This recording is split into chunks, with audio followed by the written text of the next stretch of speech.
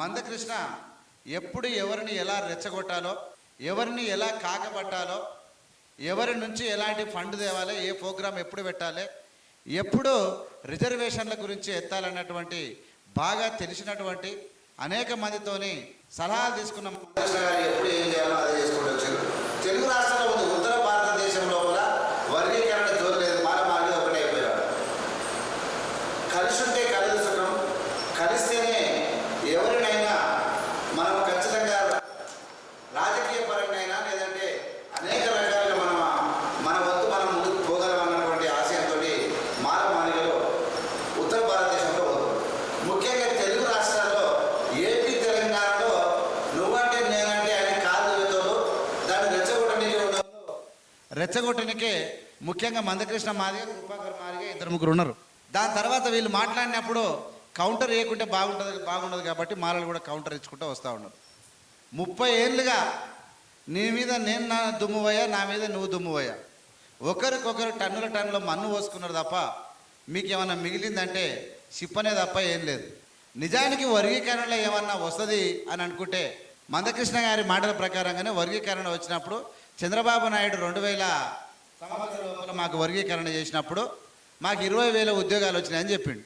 20,000 ఉద్యోగాలు ఎక్కువ వచ్చినాయి కాబట్టి మాకు ఎక్కువనే వస్తాయని చెప్పి 20,000 ఉద్యోగాలు వచ్చుడేందో అవి సచ్చుడేందో అది పక్కన పెట్టేస్తే లక్షల ఉద్యోగాలు రిజర్వేషన్లు ఇంప్లిమెంట్ చేసినటువంటి ప్రభుత్వం, కాంగ్రెస్ ప్రభుత్వంతో లక్షల ఉద్యోగాలు బ్యాక్లాగ్లో పోయినాయి. బ్యాక్లాగ్లో పోయినంటే ఉద్యోగాలు పడ్డప్పుడు చదువుకొని ఎలిజిబుల్ లేక లక్షల ఉద్యోగాలు పోయినాయి. పోయిన ఉద్యోగాల గురించి మాట్లాడకుండా మాకు 20,000 వచ్చినాయి, 30,000 వచ్చినాయి అని చెప్పి వీళ్ళు చెప్తా ఉన్నారు.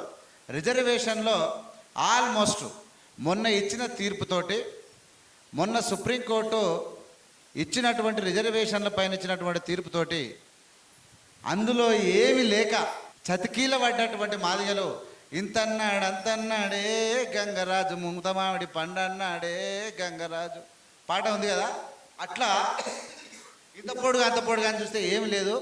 ఉన్నోళ్ళకి ఎసరు పెట్టేదే, అసలు దాంట్లో కొసరు కూడా మిగిలితట్లేదు, అంత ఉత్తదే అని చెప్పి అర్థమైనటువంటి, అంటే ఉత్తర భారతదేశంలో ఉన్నటువంటి మాల మాదిగలు దళితుల ఐక్యతకు దెబ్బతీస్తుందని వాళ్ళు ఎప్పుడో తిప్పికొట్టేసిరారు. మాయావతి తిప్పికొట్టింది ఉత్తరప్రదేశ్ నుంచి, బీహార్ నుంచి రామ్ విలాస్ పాశ్వాన్ తిప్పికొట్టిండు. అంటే ఉత్తరప్రదేశ్ వెరీ స్ట్రాంగ్గా ఉంది. ఆజాద్ చంద్రశేఖర్ అయినా లేదంటే మాయావతి గారైనా, బీహార్లో ఉన్నటువంటి మన రామ్ విలాస్ పాశ్వాన్ అయినా, మహారాష్ట్రలో ఉన్నటువంటి సిండే కుటుంబాలైనా, ఇప్పుడున్న ఏకనాథ్ సిండేనైనా, అంతకు మొదలు ఉన్నటువంటి సుశీల్ కుమార్ సిండే అయినా, ఇంకా ఎవరైనా మాదిగలు ఎక్కడున్నా తిప్పికొట్టిరు. ఒక పంజాబ్లో కొంతవరకు కొన్నిసార్లు వచ్చిర్రు, వాళ్ళు మాదిగల మాలలా ఎవరికి అర్థం కాని పరిస్థితి. సరే అది పక్కన పెట్టేస్తే టోటల్గా మనకి ఏమర్థమైందనంటే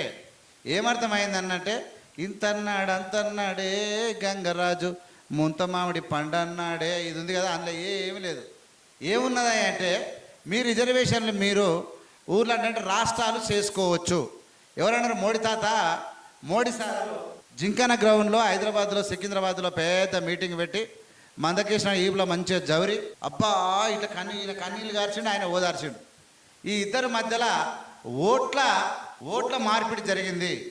కానీ తీర్పులో వచ్చింది ఏంటంటే అంటే తిట్టను పోరా గాడిది కొడుక అనేటువంటి తీర్పు. అది ఏం తీర్పు? తిట్టను పోరా గాడిది కొడుక అనేటువంటి తీర్పు వచ్చింది. అందులో మాదిగలకి ఏమన్నా ఇంటికి మందం ఏమన్నా ఒరుగుతుందా అంటే ఏమీ లేదు. పోనీ మాలలకు ఏమన్నా పోతుందా, ఏమన్నా ఊసిపోతుందా అంటే అది లేదు. మాలలకు వచ్చే నష్టం లేదు, మాదిగలకు వచ్చే లాభం లేదు.